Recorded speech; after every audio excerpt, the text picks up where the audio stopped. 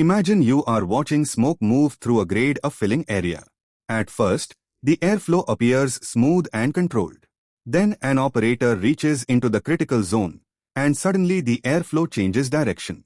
Could that small change allow contaminated air to reach the exposed sterile product? This is exactly the type of risk that an airflow visualization or smoke study is designed to reveal. In sterile pharmaceutical manufacturing, cleanroom classification alone does not tell us whether airflow is actually protecting the product. What matters is how air moves around critical operations, equipment, materials, and operator interventions. A smoke study, more accurately described in many regulatory documents as an airflow visualization study, provides a visual assessment of these airflow patterns.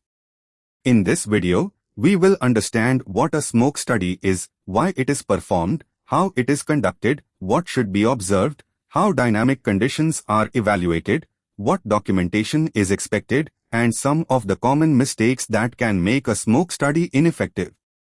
A smoke study is a visualization technique used to demonstrate airflow patterns in a controlled environment. A suitable visible tracer is introduced into the airflow, and its movement is recorded. The objective is not simply to produce an attractive video of flowing smoke. The real question is, does the airflow protect the critical zone from contamination? For example, in a unidirectional airflow area, the visualization should help demonstrate whether air moves in the intended direction and whether activities such as operator interventions, equipment movement, or material transfer disturb the protective airflow.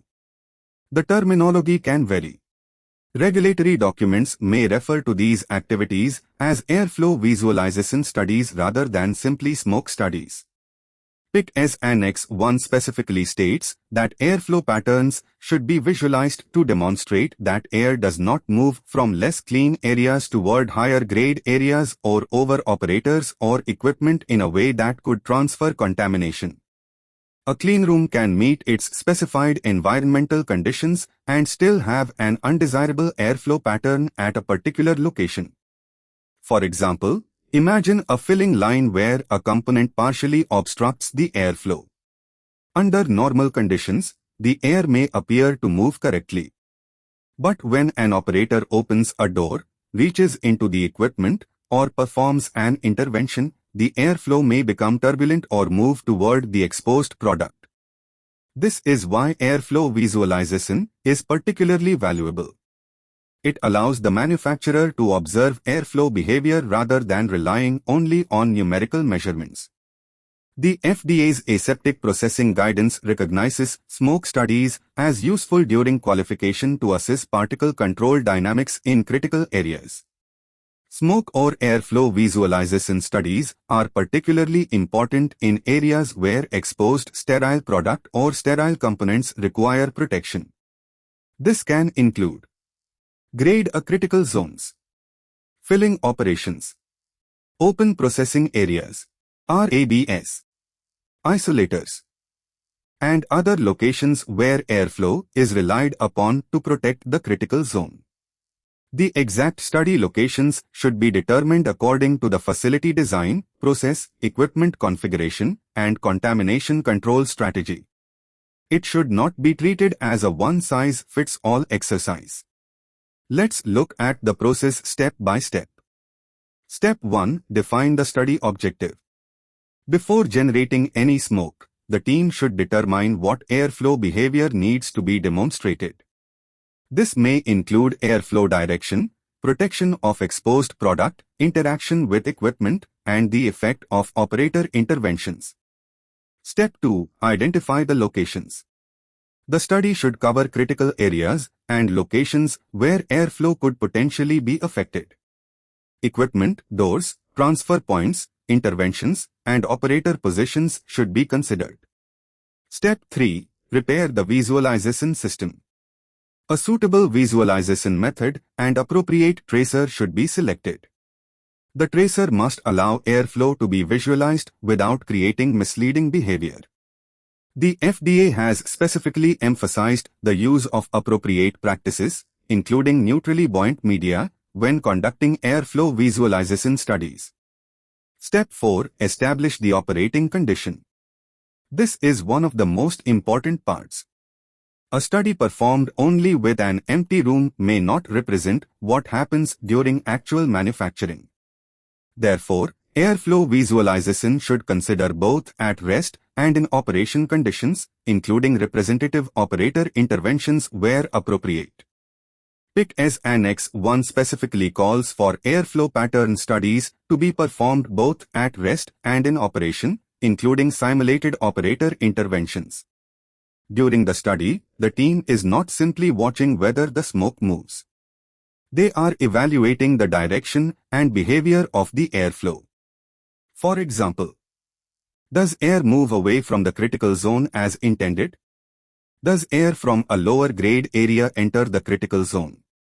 Does airflow pass over an operator or equipment before reaching exposed product? Does an intervention create turbulence? Does equipment obstruct or redirect airflow? And does the observed airflow remain consistent during representative operations? These observations are important because contamination control depends on protecting the exposed product and critical surfaces from contamination. There is an important distinction between at-rest and in-operation studies. At rest, the room and equipment are in the defined static condition. But during manufacturing, people move, equipment operates, materials are transferred, and interventions occur. These activities can change airflow. That is why an airflow pattern that looks acceptable at rest may need further evaluation during operation. For example, an operator standing beside a filling line may create a physical obstruction that changes the airflow reaching the critical zone. The purpose of dynamic visualization is to understand these interactions under representative operating conditions. Suppose the smoke study shows airflow moving from a less clean location toward the critical zone. Or an intervention causes airflow to pass directly over an exposed sterile component. The study should not simply be marked as failed and forgotten. The observation should be assessed through the site's investigation and contamination control process.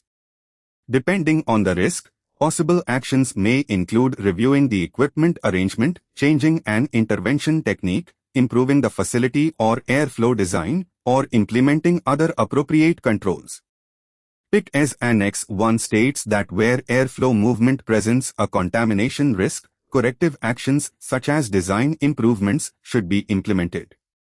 A smoke study is only useful if the results are properly documented. The study documentation should provide enough information to understand what was tested, under which conditions, what was observed, and what conclusions were reached. This normally includes the approved protocol, study locations, equipment configuration, operating conditions, interventions performed, observations, recordings, and final assessment according to the site's quality system. Video evidence is particularly valuable because airflow behavior can be reviewed after the study. PIC as Annex 1 specifically states that video recordings of airflow patterns should be retained and that the outcome of airflow visualization studies should be documented and considered when establishing the environmental monitoring program. Here are some common mistakes to avoid. First, performing the study only under static conditions and ignoring representative interventions. Second, generating airflow visualization that does not accurately represent the behavior of the air. Third, focusing on producing a visually impressive video instead of evaluating contamination risk. Fourth, failing to include important equipment configurations or interventions. And fifth, recording the airflow but not adequately documenting the observations and conclusions. A smoke study should be designed around the contamination control risk, not around simply checking a regulatory box. Consider a sterile filling operation under unidirectional airflow. During the initial visualization, airflow appears to move correctly over the filling area. Now an operator performs a routine intervention. The operator's arm and body partially obstruct the airflow, and the visualization shows air moving toward an exposed component. This is an important observation. The team should then assess the intervention, determine the potential contamination risk, and consider whether the intervention technique, equipment arrangement, or airflow design needs improvement. After an appropriate corrective action, the relevant airflow behavior should be reassessed. This example shows why a smoke study should represent the actual process, not simply an empty cleanroom. So, what should you remember about smoke studies? First, a smoke study is fundamentally an airflow visualization exercise used to understand airflow behavior and its impact on contamination control. Second, the study should evaluate relevant operating conditions, not just an empty room. Third, operator interventions and equipment interactions can significantly influence airflow. And finally, the value of the study comes from proper observation, assessment, documentation, and corrective action when a contamination risk is identified. A good smoke study does not simply show where the air goes. It helps demonstrate whether the airflow is actually protecting the sterile product. If you found this explanation useful, subscribe to Pharmaguideline for practical videos on pharmaceutical manufacturing, QA, QC, validation and regulatory requirements.